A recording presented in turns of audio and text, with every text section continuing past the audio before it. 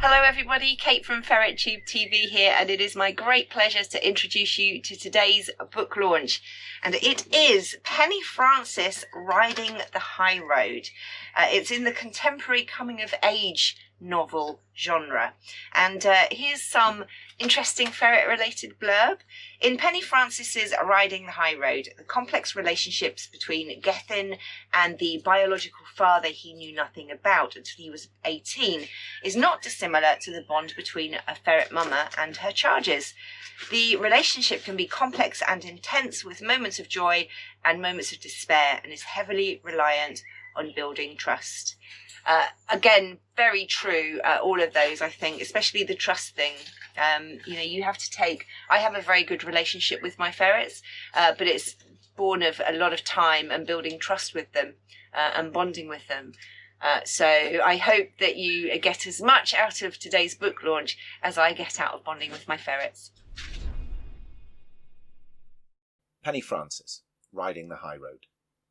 Why did I take this book? Well, this one's easy. It was a fascinating premise and extremely well written. Penny Francis was clearly someone who had worked hard at the craft of writing. Riding the High Road arrived essentially fully formed and was a gripping read. That's very unusual for a debut novel. The book is a coming-of-age story on a lot of different levels, very cleverly put together with beautifully formed characters. Interestingly, Penny Francis is one of several novels who first found us after another of our debut authors was featured in Dyslexia. You can hear the two of them talking about their experiences in Penny's launch video. I'm sure this won't be the last novel from Penny Francis. At any rate, I hope not. Hello, today we're talking to Penny Francis about her book Riding the High Road. So Penny, tell us a bit about yourself. Hello, yes, well I grew up in London and I went to university in Lancaster pretty much straight after school. From there I got a taste for the north of England and eventually ended up in Sheffield, adopted Sheffield as my hometown in 1985. I've worked in Sheffield in the public and voluntary sector most of my working life. And as far as writing goes, I always wanted to be a writer right from a very young age, but I think I essentially lacked the confidence to really commit to taking it seriously. So for instance, I did an English BA at Lancaster and I had the option of doing a creative writing unit, but I decided not to because I thought I wouldn't be good enough. And although I wrote bits and pieces from then onwards, it wasn't really till I was in my early 40s when my son was little, when, funnily enough, I decided this was the time to start taking my writing seriously. So I enrolled in a WEA class. I started writing some stories and the beginnings of a novel. And then in 2004, I got on the Sheffield Hallam University Writing MA course, where I completed my first novel. And I did get an agent for that novel, but unfortunately it didn't end up being published. But not to be daunted, I kept going, writing short stories. I had a few short stories published online and in literary magazines. And then I embarked on writing Riding the High Road in 2009. And where did the idea for that come from? It originated through my experience of having conceived my son through donor insemination. As a single woman in her late 30s, I was very keen to have a child, and I was lucky enough to find a sperm donor who was also happy to be involved as my son's dad. But I had different friends as well who had conceived children through donor insemination, and I heard a story of a lesbian couple who had a child with a donor who agreed to be contacted by the child, be traced by the child when the child was 18, and then the child duly reached 18 and tried to and did trace him, and he didn't want to know. He just basically rejected her.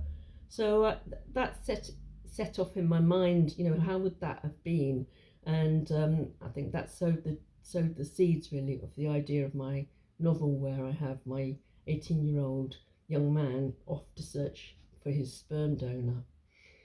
And at the same time, I also had some adoptee friends who were tracing their birth parents, and so that sort of added to my interest in the question of how much genetic origin really matters to people who aren't brought up by their biological parents. And could you expand a bit on your main characters? Where have they come from and who are they based on? Yes, well, the novel is written from the alternating viewpoints of Gethin, who's my 18-year-old young man who is presented with the information about his sperm donor, his lesbian mother Pat, and then there's Jez, who is a 23-year-old adoptee who Gethin bumps into in Scotland. She's a kind of biker adventurer young woman. So Pat and Gethin are very much of my world, but they aren't me and my son. You know, I gave them very different characteristics. Jez is very different from my world, a very different class, different set of circumstances. But in some ways, I suppose I like to think of her as an alter ego of someone I might have been if things had been very different. And she's my favourite character, and anyone who's read my manuscript really likes Jez. I always say she wins the Oscar for Best Supporting Actor. And she has nothing to do with Pat and Gethin's world of self-righteous choices. And I enjoy letting her blow that apart. And funnily enough, I have often had more success with characters that are completely outside of my direct experience. I mean, she's based on people I know or knew, stories I've heard, a kind of amalgamation. But I think it's possibly I enjoy the challenge of being able to get under someone's skin that is really nothing to do with my experience. And the search for genetic origin is a central theme in the book.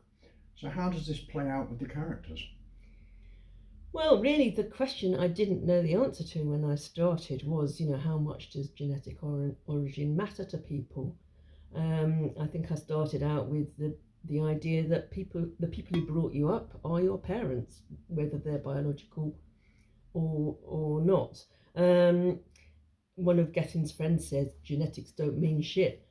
But for Gethin and Jez, having been presented with information on their birth parents, I feel that it's a journey they have to travel before they can know how much it matters. And I use their physical journey through Scotland as a vehicle for their psychological journeys. And another interesting thing is that I found out recently, 2023 is the year that donor-conceived children are now legally able to trace their donors when they're 18. So the law came in 2005, and now those babies are 18. And that's put a spotlight on the issue. There've been a few, programs on the radio, on the telly, but as well as that, the widely available DNA testing has already blown the issue apart, and we have now a generation of donor-conceived young adults bringing the question to the fore, really, about the right to know your origins and the contrast with the past norms of a lot of secrecy and anonymity around donor conception and also adoption. So, but I think what I am also interested in the novel is just the broader question of how we deal with our parents' legacy, what our parents have left us with. And that's also part of Pat's journey with her elderly parents having to rise above what they have left her with. And I think whatever your background, we all need to learn to move on from how our parents have brought us up as a necessary step to a true rite of passage, and that is whether they are biological or social or both any sort of parents, really. And the other question, particularly for Gethin, is the lack of a father figure in his life and how much this matters to him. Is this something you think is important for children of lesbian or single parent families, particularly boys perhaps? I think it most definitely benefits boys and all children to have positive male role models, whether they're specifically their father figure or not. And when I set out to find a donor to have my son, I did have a preference for having someone who would be involved in his upbringing and provide a positive role model for him. And I'm very grateful. I'm very lucky to have found someone who was able to do that. So my son had him as a positive male role model. And then also when in 2005 I we moved in with the man who became my husband. So my son also had him as a positive role model. Oh, I've said it. The thing in the book where Pat can't say male role model, so she says role model, and she draws this little picture of a role I can't say it now, of a mole sort of skating along a railway. But either way, male role models don't grow on trees, or indeed in burrows, perhaps. And I would have accepted any donor. I would have accepted an anonymous donor because I really wanted a child. And in the book, I have lots of examples of fathers who are less than positive. When one of the characters says, well, maybe you're better off without that kind of dad. And Gethin does speculate on whether a father figure could have helped him in not getting it wrong with girls, but he also realises he doesn't know many dads who would have been any good anyway. And I think in the end, it's perhaps up to men to step up and provide positive role models for children, rather than the mothers having to feel guilty about not actually seeking them out. And for Gethin in the end, he realises it's having a parent who actually gives a toss is the most important thing, regardless of their gender. Right. And you've talked about sending Gethin and Jez on physical journeys. What made you choose Scotland as the location for these? Well, I wanted them to have an adventure through which to grapple with their preoccupations. And at the time I was starting to write the novel, my husband and I were going on annual trips to Scotland, often on his motorbike, and started falling in love, particularly with the northwest coast of Scotland. And I just, once I was writing the novel, I knew that had to be the place for the setting of their adventure.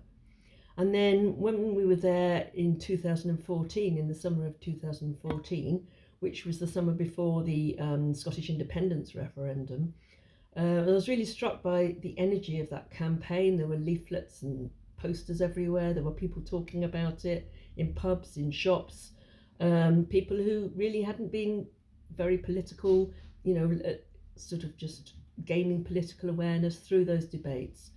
And I just found that, very stimulating in itself, but also a kind of good metaphor perhaps for Gethin's widening perspective. And the point of Gethin's journey really is that he sets out to find meaning through tracing his donor, but his perspective is widened by the people he meets along the way.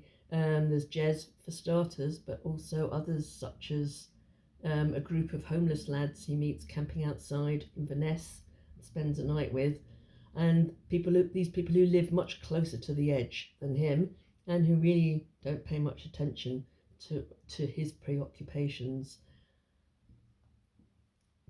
And you featured motorbikes not just as a vehicle for Jez and Gethin's journey, but also the setting for Gethin's donor Don with his quirky motorcycle museum? Yes, I hope the bikes add energy and jeopardy to the story, starting with Jez having to persuade her biker foster brother to help her buy and ride a bike that she's not legally entitled to ride, and then persuading Gethin to join her on the back of the bike. There are risks and near misses for both of them, which mirror their internal struggles and add drama to the story. But then, as you say, we have Don's museum that is something I invented based on being dragged around loads of classic bike shows. And also one time we found this motor museum in Pembrokeshire, which is closed now, I believe, a small little motor museum which was rammed full of vintage and classic cars and bikes. and also every sort of memorabilia, and it was basically floor to ceiling packed with what you might call junk or memorabilia, quite scruffy and half finished projects. But also he sort of set out these tableaux using shop mannequins, which I've adopted for Don's museum. So I've got a 60s biker racer outside a milk bar, a mock-up of a milk bar, a 50s family in a sidecar at the seaside, and they, as well as providing just some interest and colour, I feel they represent the disappeared world that Pat and Don would have known something of as children, and putting the bikes in that social context kind of emphasises the loss of that post-war certainty that people of Jez and Gethin's generation really know nothing of anymore. Meanwhile, you have art as Pat's main preoccupation. How important to the novel is it that she is an artist? Well, similar to the bikes, I think her art adds colour and interest to the book, and reflects my lifelong interest in art, and being married to a practicing artist helps keep that alive. Whilst I like to dabble, I have no illusions of being very talented in the visual arts field, but I enjoy creating artist characters, and that way I can create this art that I don't actually have to execute. So Pat's art explores the contradictions of art with a political message in our contemporary, fractured and dislocated world, where everything is a commodity, including the art. So she struggles with that, but also through communicating through her art, it also saves her, it lifts her beyond her immediate preoccupations. And do you have a favourite moment or scene in the book that's not too spoiling, perhaps?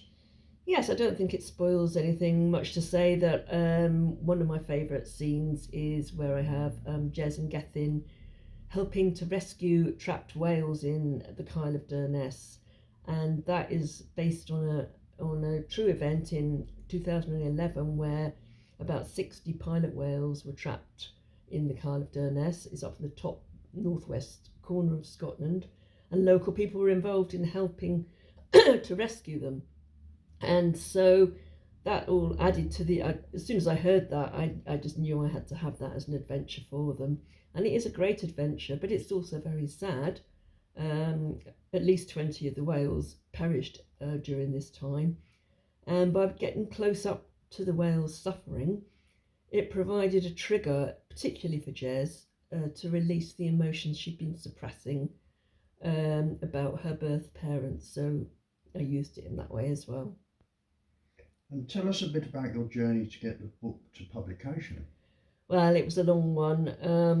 I started writing it in 2009, balancing, time for writing with the needs of my family and my day job. It took me 5 years to complete the first draft. And then I was basically hit by one family crisis after another. And 3 years and a couple of more drafts later, I started submitting it in 2017. But then I soon realised it needed more work after getting comments from a couple of agents, and it's always good to get comments. Mostly you get the standard "it isn't for us" rejection, so anything more than that you should welcome and take note of. So many years and many rejections later, and having rewritten the book 3 more times, it was finally accepted by Fantastic Books in 2021. But it will still be 2 years after that till I finally get the finished copy in my hands, which I'm very much looking forward to. And I think, sorry, I was just going to say something else. I think the lessons I draw from that is that, I will definitely be seeking professional feedback and beta readers, before trying to submit my novel next time. I think I could have saved a huge amount of time doing that, and I might have got it accepted earlier. But it's also just about keeping going. I was just very stubborn in the end. I thought, what's the point of all these hours and years of work I've put in just to bin it now? I wanted it read. And of course, there's no guarantee, but you just have to keep going. And who is the book aimed at? And what do you want people to come away from the book feeling? I think as accessible fiction set in contemporary Britain with a decent story pace and an intergenerational cast of characters, I hope to appeal to people of all ages who like a good read. I hope they feel pulled along with the story and feel they can't put it down and find the characters relatable. I mean, I don't feel I have a really weighty message. I've tried to keep it fairly upbeat. But I think I'd like people to come away with the idea of the possibility of moving beyond stuck emotions and life situations by looking out and staying open. And that's it, really. Thank you. Thank you.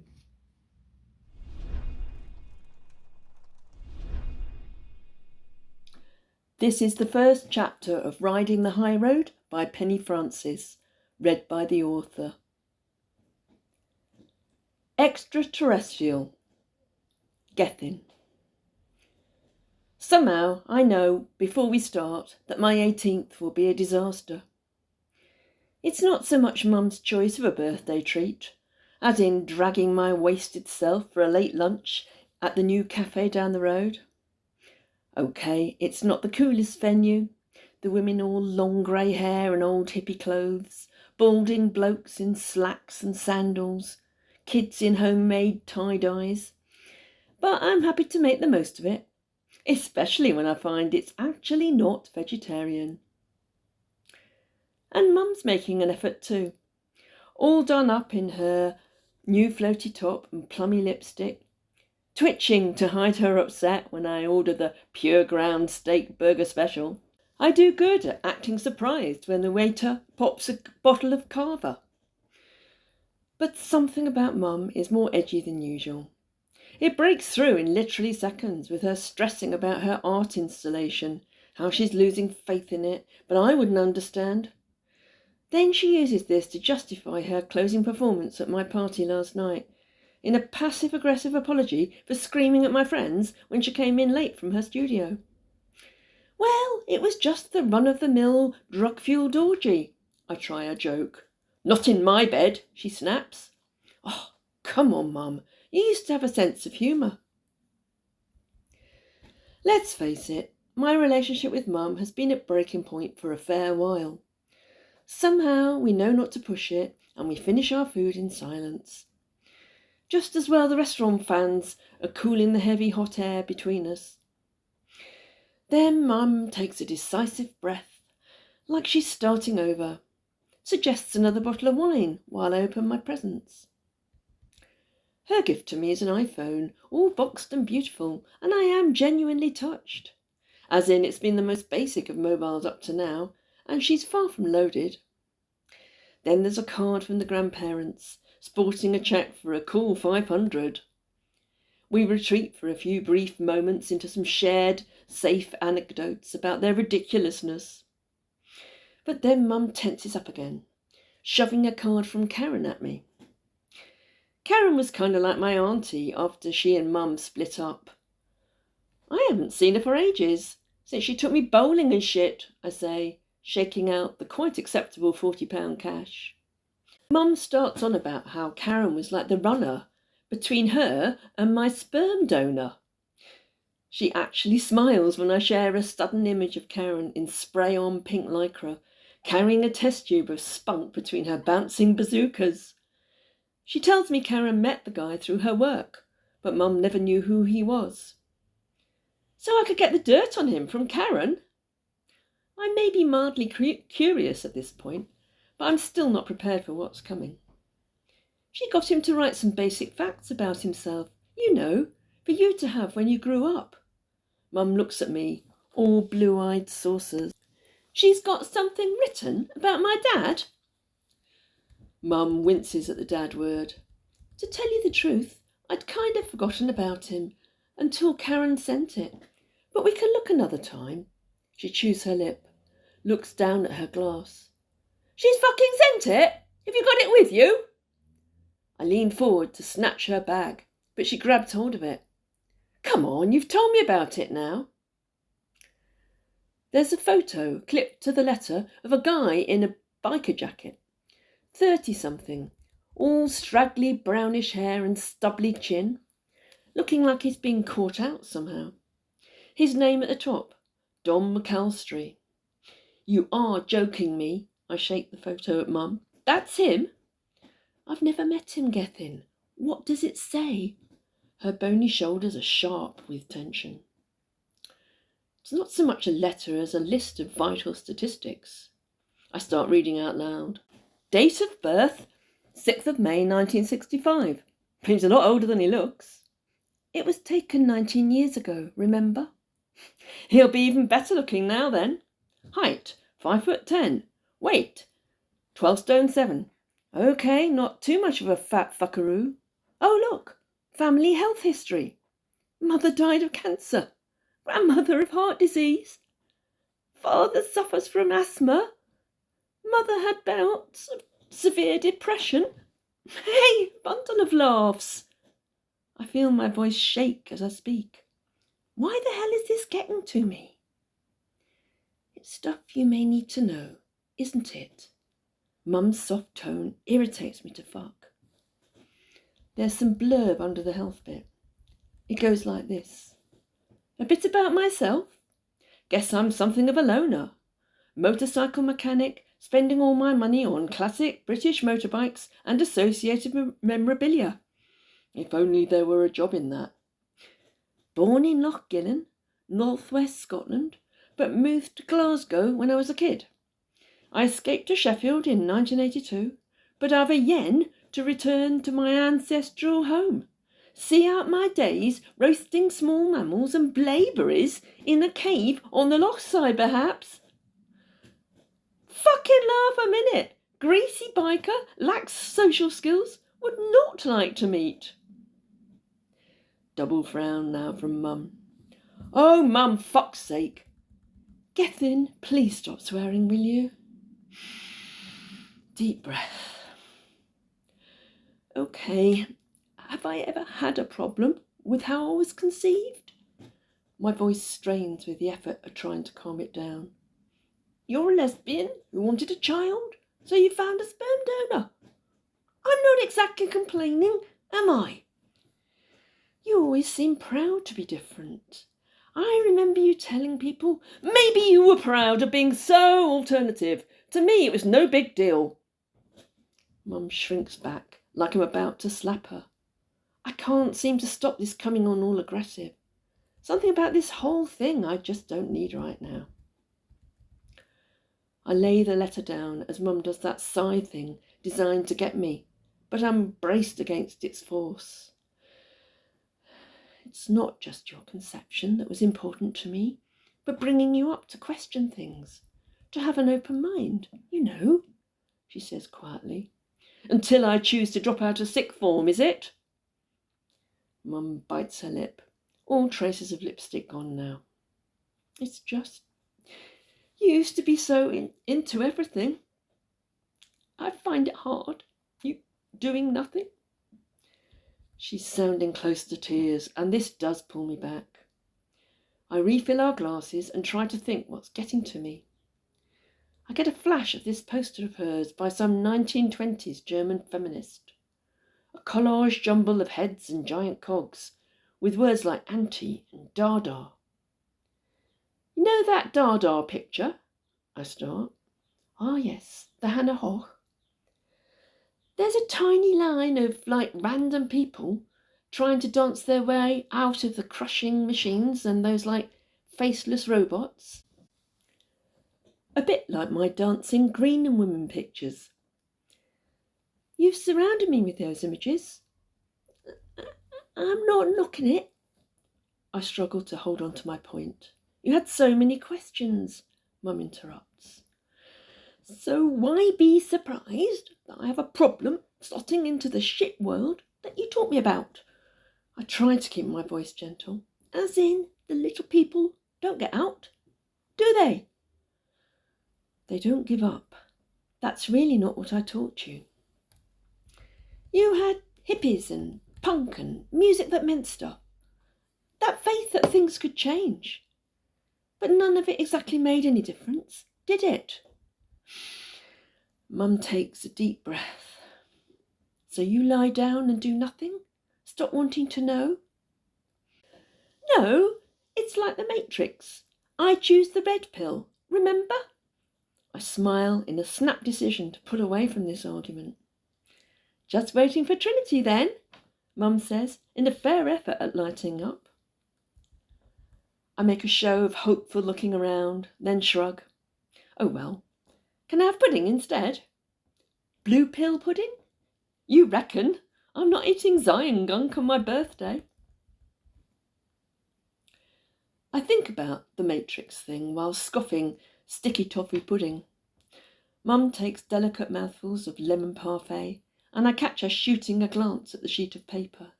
She looks up quickly with a guilty smile. Proper irritating. It's not that I don't want to know how things actually are. I lay my spoon down on the empty dish. I get on at my friends for being pig ignorant. I hate all that. Mum nods, lips pursed. I pick up the letter, glance at the smug CV. Did I ever complain about not having a dad? My heartbeat pumping again. No, Gethin, come on now. Mum's pleading is petrol on the flames. How long have you known about this? My voice hoarse and strained. It's just you haven't asked for so long. What fucking deal did you do with the jerk? I banged the table with a jangle of cutlery. Gethin, please. She nods towards some disapproving grey slacks. You've always insisted on the truth, haven't you? Mum! The tie-dyed children get ushered to the door. The guy in charge stares from his counter. Gethin, you're really not listening. Mum does controlled calm like I'm a kid in a supermarket kicking off for sweets. Not a chance of it working now that the lid's blown. So how come I never knew about this? I'm half out of my seat now, waving the paper at her. The owner guy's walking over, and Mum shoots him a glance, puts her hand on my shoulder. I shake Mum off as my chair clatters to the floor and I make for the door. Why would I want this tosser from outer space thrown at me now?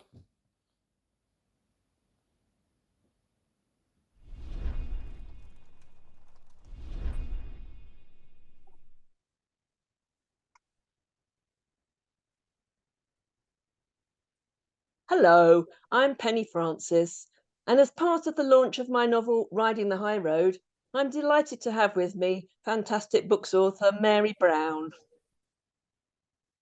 Hello, Mary. Hello. I'm Mary Brown. I wrote I Used to Be.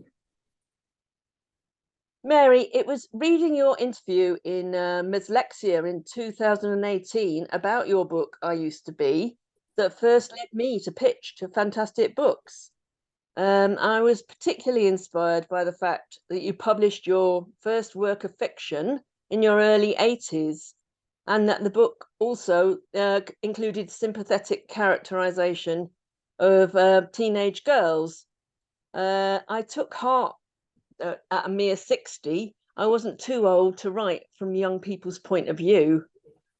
And that's, as I say, that led me to pitch to Fantastic Books.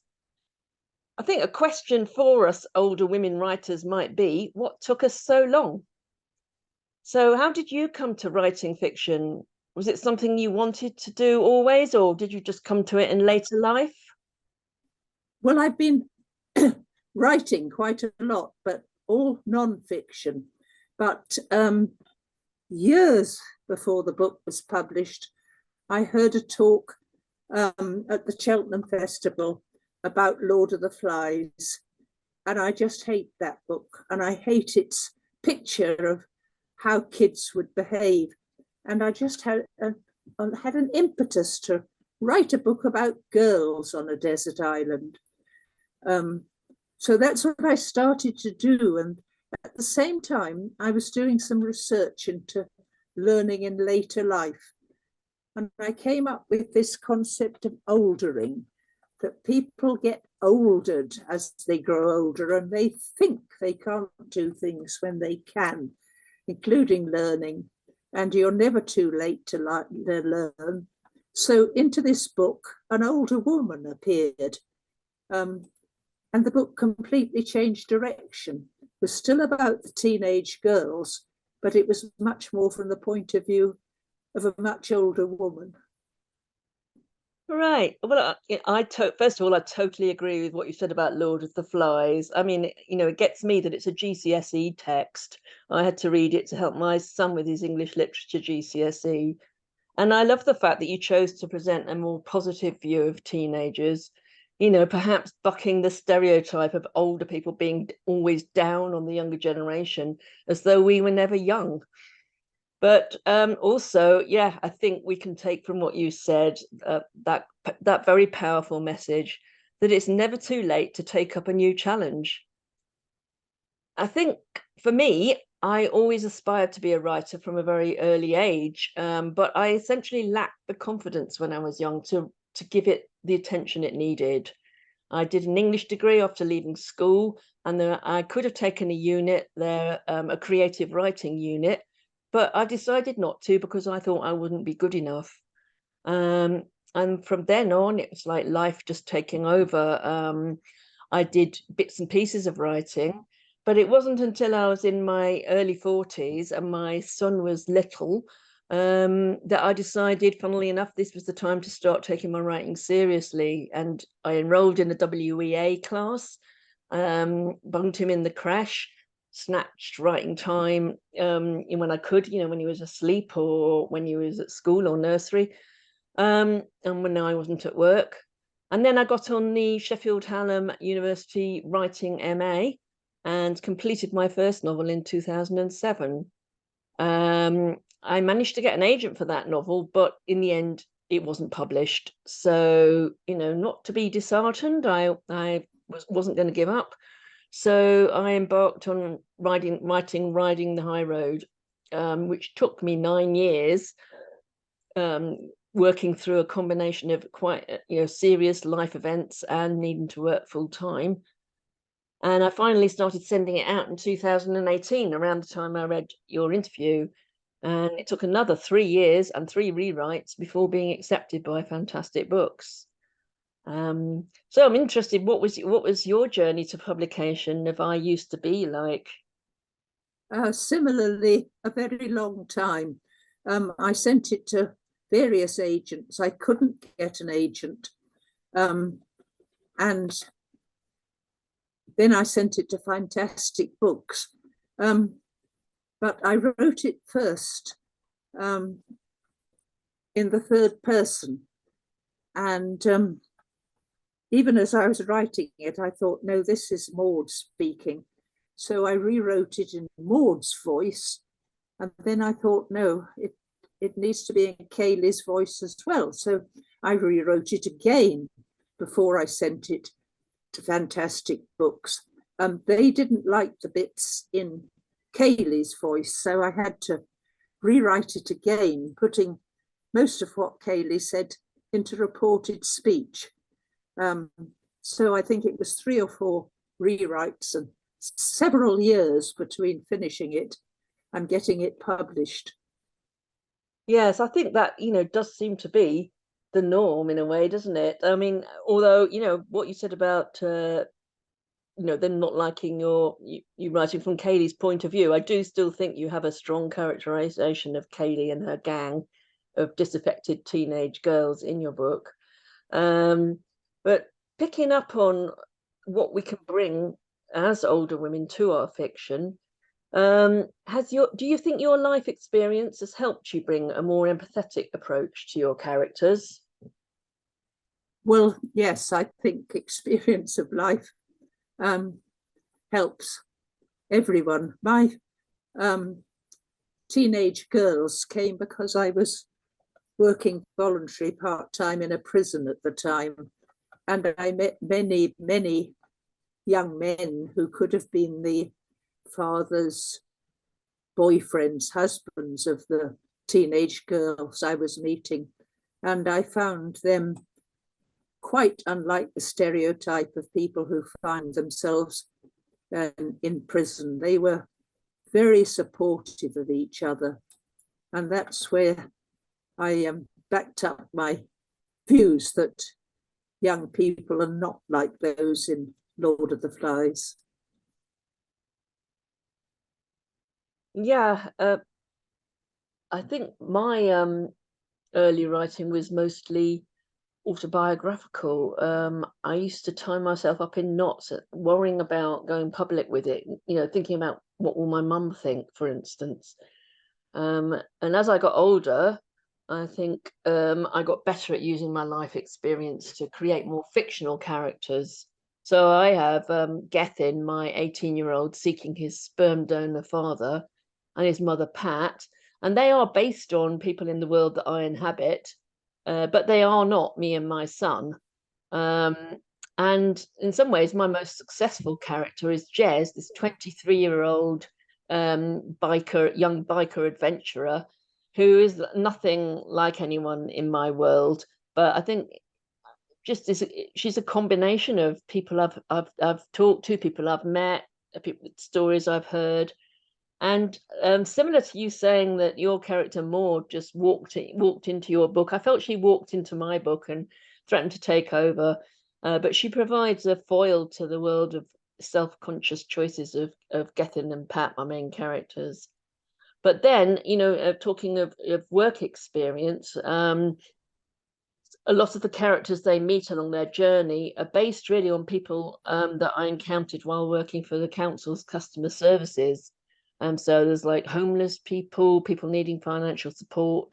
And the nature of my job was the encounters were fairly brief. So I just get snatches of stories, but hopefully bucking the trend of some of my colleagues' negativity about these people. I looked for the human being behind every story and used some of that experience to create characters to give a wider social context for my novel. And I'm thinking for myself anyway, being older, I think has made me more prepared to take a risk to write outside of my own direct experience now. And reading your book, you know, told from the point of view of Maud, your older woman character, it made me wonder if we tend to write about characters of our own age or younger, as you know, as well as the question of how can we write authentic younger characters. How far do you think it's possible for a younger writer to write an authentic octogenarian character, for instance? Well, I don't think you can generalize on this. Some people can, some people can't. You write very well about Gethin, but fantastic books didn't like when I was writing from Kayleigh's point of view. I think it's a very individual thing. Yes, I think you're probably right. I mean, it did strike me, you know, that, you know, the only people of Maud's generation I've got in my book are my character Pat's parents, but I have them. It's all totally written from her point of view, not theirs. But then, you know, we do have Emma Healy's Elizabeth is Missing from the point of view of a octogenarian woman with dementia, and then Sebastian Barry's The Secret Scripture with a centenarian woman protagonist, and neither of those authors were particularly old. So I think you're right, it's all about, you know, writers using their imagination, research, empathy to create authentic characters of any age, and it perhaps just needs a bit of experience to be able to do that. But meanwhile, both of us persisted and ended up in the fantasy sci-fi realm that is Fantastic Books Publishing, with firmly social realist contemporary books. What made you think, what do you think made them think that our books are fantastic? Well, I think you actually need to ask Fantastic Books. I mean, I was sending my book to almost any small publisher who didn't demand an agent. And one of them was Fantastic Books, and they lost it for a bit, and then finally they got back to me. So really, I think I sent it to Fantastic Books almost by accident. Yes, I mean, obviously, as I said, I was led to them by them being your publishers when I read about your book in Dyslexia. But I similarly had no idea that they were mainly like sci-fi, fantasy sort of publishers. But perhaps, I'm thinking that perhaps they're wanting to widen their brief to include like contemporary social realist sort of novels. And our books must have stood out as having compelling enough stories to appeal to their current readership and beyond. And, well, there's only one way for their readership and everyone else to find out, which is to read our books. So we've got Riding the High Road by Penny Francis and I Used to Be by Mary Brown. And that's it, really. Thank you so much. It's been great to talk to you, Mary, and to actually make contact with the author who led me here. Thank you so much. And thank you for having me.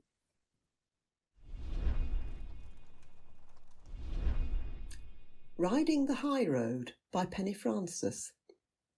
This is a very accomplished and well-constructed debut novel from Penny Francis. If you're a fan of contemporary fiction and coming-of-age stories, then Riding the High Road is a must-read. The story delves deep into the emotional turmoil that comes with adolescent children struggling to cope with their parents, and parents struggling to cope with their adolescent children. It's a tangled web of relationships that is very cleverly painted from both sides. The explosive relationship between teenage dropout Gethin and his mother is the driving force behind the plot. Gethin never knew his father and has never been interested. His mother was always open about the fact he was conceived by artificial insemination and she had no relationship with his biological father. But when Gethin hits 18, a letter turns up, or rather is unearthed from the past. It's from Gethin's father, written 18 years previously. This precipitates a crisis that causes Gethin, wholly unprepared mentally, never mind practically, to head for Scotland to search for his father. Of course, he doesn't let his mother know where he's gone. In Scotland, Gethin meets biker girl Jez, another adolescent also running blindly from family issues, albeit very different from Gethin's. What follows is an adrenaline-fuelled road trip and emotional rollercoaster.